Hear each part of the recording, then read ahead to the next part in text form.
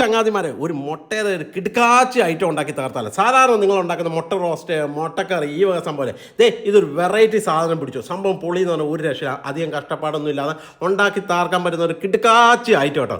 അപ്പോൾ നേരെ നമ്മുടെ കലാപരിപാടിയിലേക്ക് വെച്ച് പിടിപ്പിക്കുക. ആദ്യം തന്നെ സ്റ്റൈലായിട്ട് തീ പിടിപ്പിച്ച ശേഷം ഇതുപോലെ ഒരു പാത്രം എടുത്ത് ചൂടാക്കാൻ വെക്കുക. ചൂടായ ശേഷം അതിലേക്ക് ആവശ്യത്തിന് വെള്ളം ഒഴിച്ചു കൊടുക്കുക. നല്ല സ്റ്റൈലായിട്ട് വെള്ളം ഒഴിച്ചു കൊടുക്കുക. വെള്ളം ഒന്ന് ലെവലായി വരുമ്പോൾ ആവശ്യത്തിന് ഉപ്പ് ഇതുപോലെ വാരി വിതറുക എൻ്റെ ചങ്ങാതിമാരെ.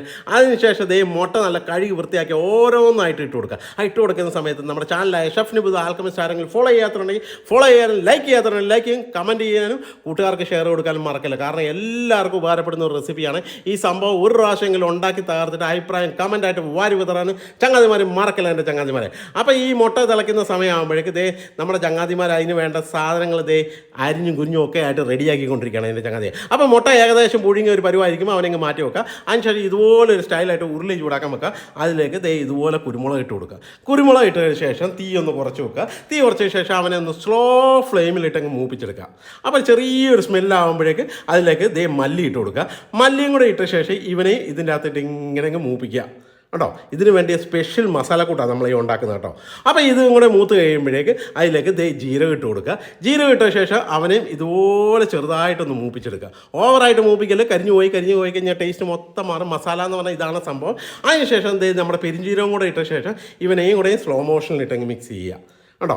അവന് ഏകദേശം ഒന്ന് മിക്സായി നല്ല സ്മെല്ല് വരാൻ തുടങ്ങുക. മസാലയിൽ നല്ലൊരു സ്മെല്ല് വരാൻ തുടങ്ങുക. ആ കുരുമുളകിൻ്റെ മല്ലി ഇതൊക്കെ ഒരു സ്മെല്ല് വരുന്നവരെ ഇവനൊന്ന് ലൈറ്റ് ചൂടിലങ്ങിട്ട് മൂപ്പിച്ചെടുത്ത ശേഷം നേരെ ഇവനെ കോരിയെടുത്ത് മിക്സി ജാറിലേക്ക് ഒരു മറിക്കുക. ആവശ്യത്തിന് വെള്ളം കൂടെ ഒഴിച്ച ശേഷം ഇവനെ ഒരു പേസ്റ്റ് രൂപത്തിലാക്കി എടുക്കാൻ വേണ്ടിയുള്ള കലാപരിപാടി കേട്ടോ.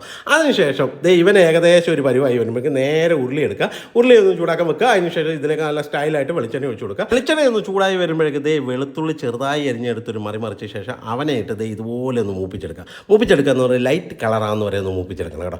അവൻ ഏകദേശം ഈ ഒരു പരുവവും ഭാഗത്തിനൊക്കെ ആയി വരുമ്പോഴേക്ക് ഇഞ്ചി കുനുകുനാന്നറിഞ്ഞെടുത്ത് അത് മറിച്ച ശേഷം അതും ഇതിലിട്ടങ്ങ് നല്ല രീതിയിൽ അങ്ങ് റോസ്റ്റ് ചെയ്തെടുക്കുക കേട്ടോ. ഏകദേശം ഇവൻ രണ്ടും ഒരു പാകത്തിന് കളറാവണം കേട്ടോ. ഏകദേശം ഇവൻ രണ്ടും ഒരു പാകത്തിന് കളറായി വരുമ്പോഴേക്ക് സബോള കുനുകുനാന്നറിഞ്ഞ സബോള എടുത്തൊരു മറിച്ച ശേഷം അവനെയും ഇതിലിട്ടങ്ങ് റോസ്റ്റ് ചെയ്യുക. റോസ്റ്റ് ചെയ്യുമ്പോഴേക്ക് ലേശം ഉപ്പും കൂടെ സമയം കിട്ടുമ്പോൾ എടുത്ത് വാരി വിതറുക. എന്നിട്ട് സബോള നല്ല കളറാകുന്ന വരെ റോസ്റ്റ് ചെയ്യുക. റോസ്റ്റ് ചെയ്യുന്ന സമയത്ത് നമ്മുടെ നല്ല കിടുക്കാച്ചി ഹോം മെയ്ഡ് അച്ചാറുകളുണ്ട്. ബീഫ്, ചിക്കന്, കേരമീൻ, ചെമ്മീൻ, ഉണക്കമീൻ, സ്രാവച്ചാർ, ബീഫ് ഇടിച്ചത്, മാങ്ങ, നാരങ്ങ, ഈന്തപ്പഴം, അങ്ങനെ കാന്താരി ലെമൺ, ഇങ്ങനെ വെറൈറ്റികളുണ്ട്. നമ്മുടെ വാട്സപ്പ് നമ്പർ നമ്മുടെ പേജിൽ കിടപ്പുണ്ട്. സ്റ്റോറിക്കകത്തും പേജിൽ കിടപ്പുണ്ട്. അതിൻ്റെ അകത്തൊരു ഹായ് എന്ന് മെസ്സേജ് ഇട്ട് ഇന്ത്യയിൽ എവിടെ വേണമെങ്കിൽ കുറച്ച് ഏറ്റുമാനൂർ കോട്ടയത്തുള്ളവർക്ക് ഡയറക്റ്റ് വന്ന് മേടിക്കാം കേട്ടോ. ആ സവോള ഏകദേശം മൂത്ത് കളറൊക്കെ ആയിക്കഴിഞ്ഞാൽ ഈ പാകത്തിനാവുമ്പോഴേക്ക് അതിലേക്ക് കുനുകുനാന്നറിഞ്ഞ തക്കാളിയും കൂടെ എടുത്തിട്ട് മറിക്കുക. തക്കാളിയും കൂടെ ഇട്ട ശേഷം ഇത് രണ്ടും കൂടെ ഇട്ടങ്ങ് ഇതുപോലെ അങ്ങ് മൂപ്പിച്ചെടുക്കുക.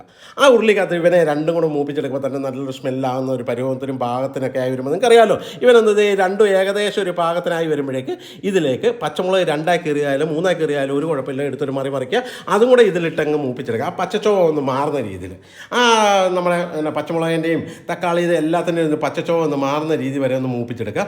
അവനും ഏകദേശം ഒന്ന് മൂത്ത് വരുമ്പോഴേക്ക് നമ്മുടെ അരപ്പുണ്ടാക്കി വെച്ചിട്ടുണ്ടല്ലോ, ആ അരപ്പെടുത്ത് ഇതുപോലെ ഒരു മറിച്ച ശേഷം ഇതുപോലെ തീ ഒന്ന് കുറച്ച് വെച്ച ശേഷം അവനെയും ഇതിൻ്റെ അകത്തിട്ട് നല്ലോണം അങ്ങ് മൂപ്പിച്ചെടുക്കുക. ആ പച്ചച്ചോവയെന്ന് പറഞ്ഞാൽ അപ്പോൾ തന്നെ നല്ല സ്മെല്ല് വരാൻ കൂടെ കേട്ടോ. ആ സ്മെല്ല് വരുന്ന സമയമാകുമ്പോഴേക്ക് ആ മിക്സി ജാർ ലൈറ്റായിട്ടൊന്ന് കഴുകി ആ വെള്ളം കൂടെ അതിലേക്ക് കുഴിച്ച് വെക്കുക. എന്നിട്ട് കുഴച്ച ശേഷം ഇതുപോലെ അങ്ങ് മിക്സ് ചെയ്യുക.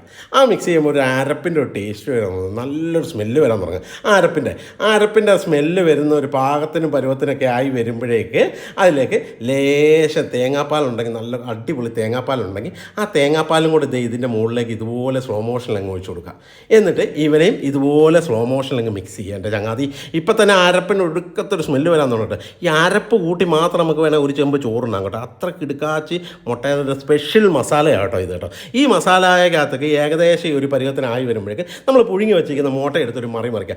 2 കട്ട് ചെയ്തായാലും കുഴപ്പമില്ല, ഫുള്ളായാലും ഒരു കുഴപ്പമില്ല കേട്ടോ. എന്നിട്ട് ഇതുപോലെ നല്ല സ്റ്റൈലായിട്ട് മറിച്ച ശേഷം അവനെയും സ്ലോ മോഷനിൽ മിക്സ് ചെയ്യുക. അല്ലെങ്കിൽ മുട്ട പൊട്ടിപ്പോകും കേട്ടോ. അതുകൊണ്ടാണ് സ്ലോ മോഷൻ മിക്സ് ചെയ്യാൻ പറഞ്ഞത്. സ്ലോ മോഷൻ മിക്സ് ചെയ്ത ശേഷം എൻ്റെ ചങ്ങാതി ഇവനെയും കൂട്ടി ഒരു ചോറോ അല്ലെങ്കിൽ ചപ്പാത്തി ആപ്പോ കഴിച്ച് കഴിഞ്ഞാൽ കിളി പറക്കേണ്ട ചങ്ങാതി.